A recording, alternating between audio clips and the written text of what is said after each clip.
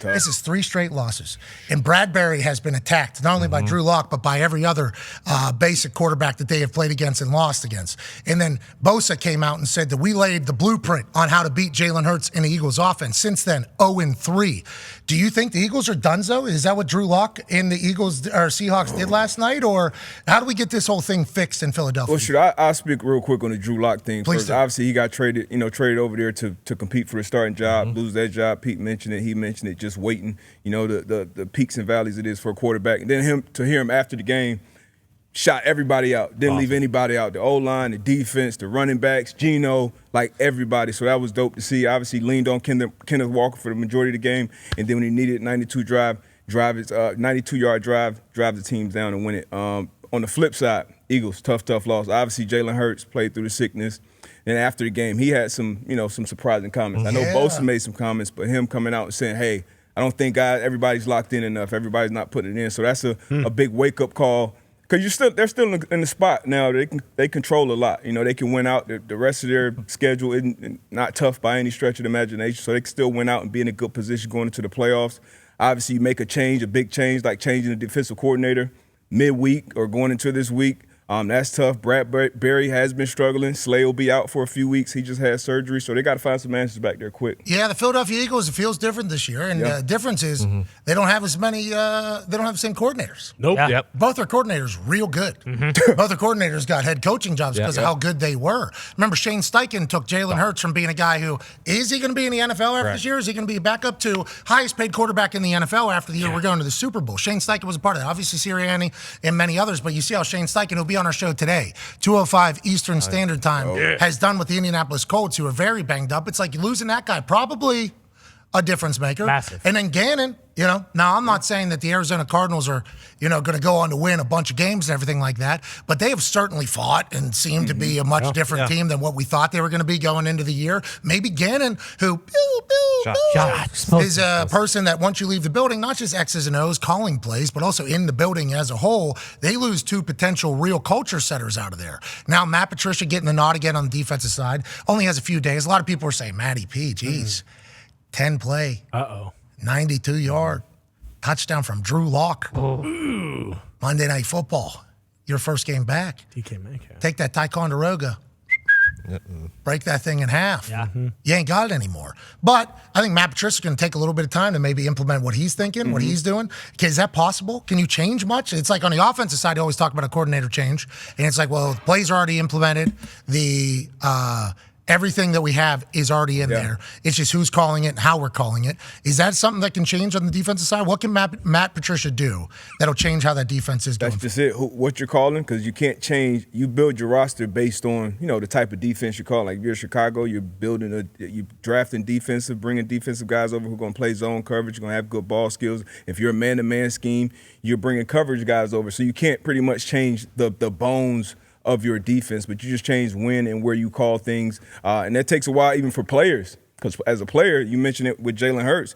As a player, you want to be comfortable and have that continuity with your play caller to where if it's 3rd and 8 on a 2-minute drive, I already know it's going to be one of 3 or 4 calls that my guy's going to call, as opposed to getting that call and then going through all those different things in your brain. So that's a different thing you got to work with. How he's managing the guys throughout the week, how much of a voice did he have before compared to being the guy now. That's a big change. So, and then you're missing Slay too, who's your best cover guy, especially in the back end. And they've struggled for not only these past few weeks, but I think this entire year compared to last year as a unit. Not a lot of continuity there. Maddox being out in the slot is big. Not getting after the passer like they did last year, that's obviously huge on the back end. And then Bradbury. I mean, you can talk about Matty P, but if I'm a defensive play caller, I'm putting Bradbury on the rookie on the outside. I expect him to win that one-on-one matchup. You know what I mean? The DK, I got him on DK on some. DK is going to win some of those. Double team, he goes up and makes a catch over 2 guys. What happened, Bradbury? Just lost confidence, lost spit? What happened? It happens. And at cornerback, everybody sees it. Just like a quarterback. Like everybody's going to see if you have a run. It's not like linebacker or D-tackle or, your offensive guard where you have a little tough stretch. When you play those positions, everybody's going to see it. Everybody's going to be an expert. And he hasn't been playing up to the level that he can play, and hopefully that he can turn it around this last stretch. Yeah, they're going to need it. And then the offensive side with Jalen Hurts and the boys, Bosa had some real – Bosa's saying we laid the blueprint out on how to beat him. And since then, They've gone 0-3. Now, obviously, they've played great teams, but here's Bosa of the San Francisco 49ers talking about what they did to the Philadelphia Eagles maybe being what everybody needs to do. Yeah, I mean, you see it on tape, though. And then, obviously, we put the blueprint out there. Hopefully, Cowboys watch the tape. We made Jalen stay in the pocket and escape outside instead of those B gaps, and paid off. Because Jalen's looking at the rush every play. So, yeah, you just have to be disciplined and not give him that quick escape route where he could get to his guys quick, and it paid off. And then since then, Cowboys have done that, Seahawks have done that, obviously, and who knows what'll happen going forward. Jalen Hurts saying not everybody's committed enough is a little bit alarming. Yeah, you lose coordinators, you're a different team. Mm-hmm. You get good coordinators, you're a different team as well. Now, the Philadelphia Eagles last night, not only that game, but all season have been dealing with 2 new coordinators. Now they have a third coordinator that's been added, and Matt Patricia getting an opportunity to run the defense for the Philadelphia Eagles. That's a big deal, AJ, isn't it? Like, who's calling the plays, how they're calling the plays, how they're seeing and thinking what the other team's going to be doing. That's a skill, that's a talent. And I think whenever we saw this Philadelphia Eagles team, especially with how much success they have, they're 10-4. I mean, they're still, that's a lot. Teams would die to have that record right now. A lot of teams would love to do it. But every once in a while, a situation will pop up where you're reminded, like, Steichen was a great play. He is. Great play caller for Indianapolis. Gannon, we think, was a pretty good force over there, especially on the defensive side. If you see how their defense is now versus how it was last year, and they're on a second coordinator trying to replace him, it's like, that's a big deal this Philadelphia Eagles team has been dealing with all year, AJ. Yeah, especially a team, like you said, that's 10-4, and they make the head coach switches. Who's calling the defensive calls? So Sean Desai, that's his name, correct? The guy who got put back in the box? Yes, sir, Desai. And then Patricia is down on the field calling the plays, like in the helmet. He's making all the defensive calls, even though we know they're both a part of its collaborative effort throughout the week, especially. Yeah, you can't just overhaul your whole defense, but you could, I guess, change the way. Okay, we normally play quarters down here in the red zone. We're going to start blitzing them a little bit more, maybe some zone blitzes, whatever it may be. But you can't really make wholesale changes. But for a team that's good, is as good as they are, it's just kind of a unique situation to do this, especially late in the year. Going into the season, especially with what the defense was last year, now you lose a couple pieces, obviously, and Dominican Sue is there. Yeah. And Linval Joseph. CJ is now with the Detroit Lions. He's back this weekend. Hargrave. That'll be a big deal. Yeah, so they had different personnel, but they feel like they replaced some of it through the draft, obviously. Yeah, they did. But like going into the season, I don't think we expected Jalen to, because Jalen, I don't think he was having as good of a year as he had last year. And it was like, did they get used to what the offense is? Now, once again, they are 10-4. Ooh. So they've lost their last 3. They were 10-1 at one point. So it's like this team, very good football team, but maybe we didn't think about how the change could potentially affect them this year. Yeah, and even when they were winning, when they were rattling off however many wins in a row, people were still pointing like, it's ugly. They're not winning. They're not playing. They're pulling some games out. But it's tough, man. And we talk about it a lot with the coordinators and people moving on. Obviously, we got a great coach in Shane Steichen here. He's calling the plays. Mike McDaniel in Miami. Kyle Shanahan in San Fran, Andy Reid obviously has his hand in it, but when you lose that coordinator, that person, however collaborative that effort is throughout the week, that's a big deal, especially for a young quarterback. And Jalen Hurts seems like an old guy, but still a young quarterback, still don't have that many games under his belt. So having that voice, every day in practice, every day in the meeting room, and then going to a new guy, and then maybe a new guy after that if he's good and gets hired somewhere else, that's tough. And we talked about it a few weeks ago on the show, about how many guys in the league, even Patrick Mahomes. Sure, you look at both quarterbacks who were in the Super Bowl last year, and you look at them this season with different offensive coordinators.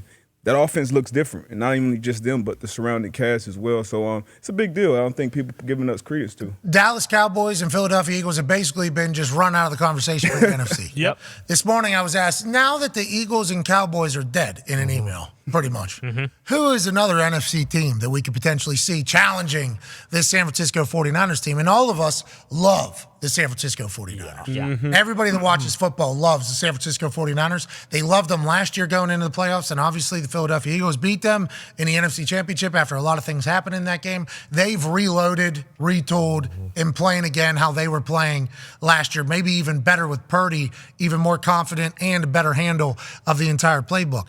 Don't look now, though, AJ.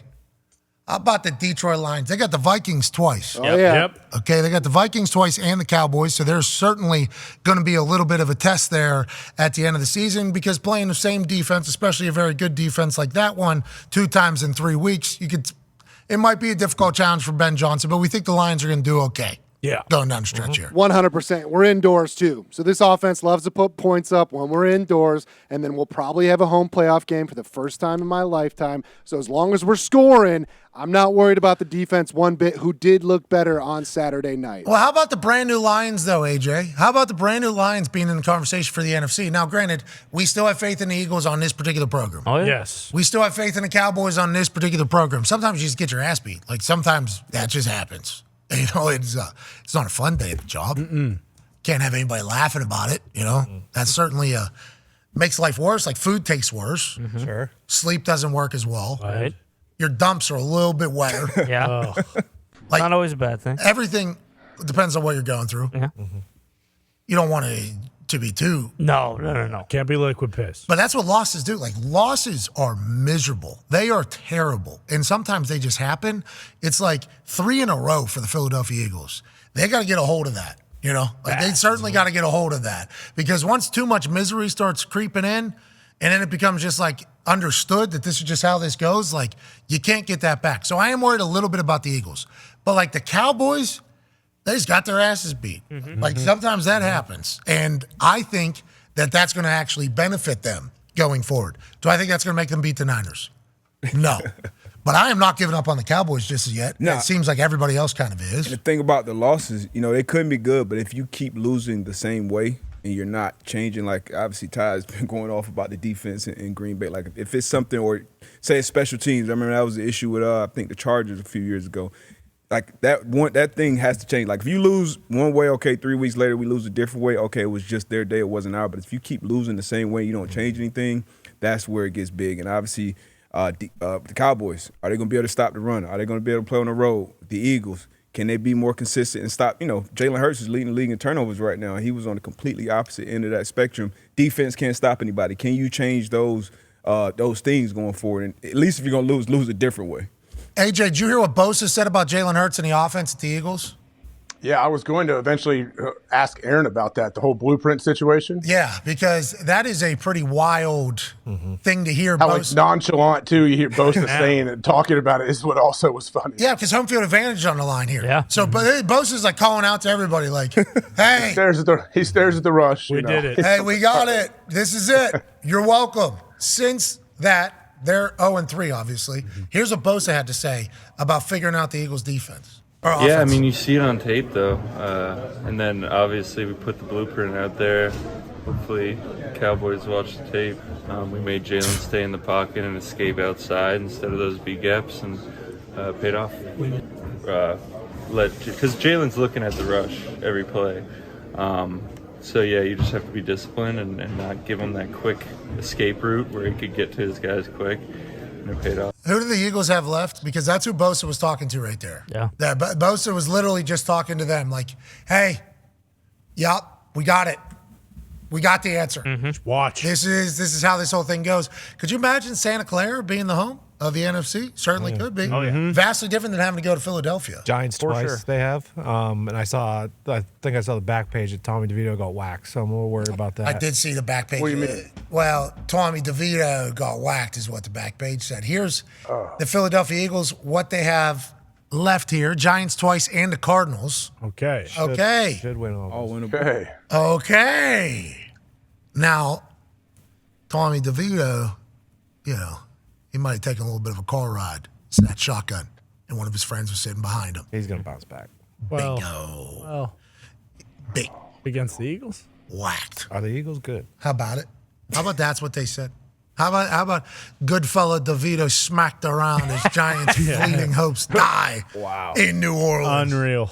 Welcome to New York City. He knows that hook, line, and stinker up top there against the Dolphins.